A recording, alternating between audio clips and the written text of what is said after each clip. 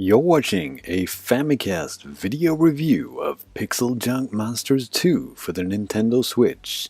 My name is James Charlton, and I reviewed this game for the Famicast.com.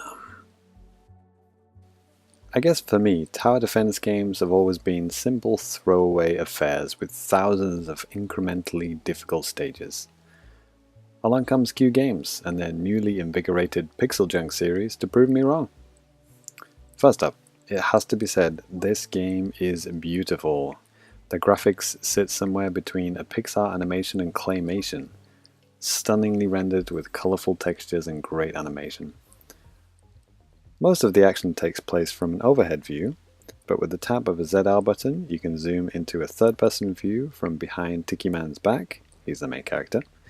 The depth of field effect is really used well here, and everything looks so good you just can't help but want to play the whole game this way. However, that is actually not recommended. The waves of enemies come at you thick and fast, and you really need an expanded view to accurately strategize what you're going to do next. I might even argue that an even more zoomed out view would benefit the game even more. There are basically three types of towers to build: ground, air, or both. You start off with simple arrows and cannons, but later on you get like Tesla coils, ice cannons, fire cannons, even more exotic weapons. I won't spoil anything. Towers can be built with coins and upgraded with gems. All of these which drop on the floor when you defeat enemies. It's up to you to collect the currency from the floor with Tiki Man, making him a very busy guy when things get hectic.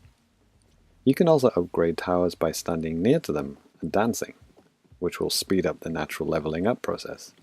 It's up to you to decide which towers need upgrading instantly with gems, or ones that can be more leisurely upgraded with the power of dance.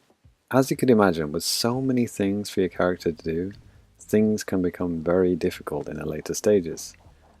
There are no quick select menus or macros to do things for you, so this very much feels like plate spinning at times. You have to do everything yourself. Things get very hard very quickly, especially considering you have to do a perfect run on stages to unlock the other worlds. If you complete a stage without a perfect, i.e. if one of your Tiki children dies, this will unlock the next stage of the world, but even if you clear all the stages in the world, it won't unlock the next world, unless you get a bunch of perfect rainbows. Basically, the developers are asking you to read the optional tutorials, which is a good idea by the way, then just perfect your craft and get good before allowing you to move on. The stages are dense and beautifully designed, probably because the developers knew you'll be seeing these stages again and again to get the rainbows. One downer on this point, however, is that the loading times are quite long, meaning quick replays are not really that quick after all. The game supports both local and online multiplayer, plus global and friend leaderboards. There is also DLC available to purchase from the start, including a Danganronpa pack, so once you complete all the preloaded content, there's plenty to keep you coming back. Overall, this is a well-crafted game that takes in a usually stale genre and makes it vibrant and interesting. If you like a strategic challenge and enjoy thinking on your feet, it's definitely worth a look. Final score, 8.0. Stick around for a little extra gameplay and also a preview of the loading times in case you're interested what they are.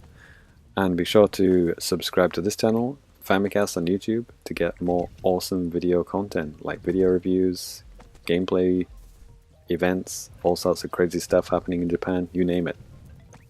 Keep it locked, the Famicast.com.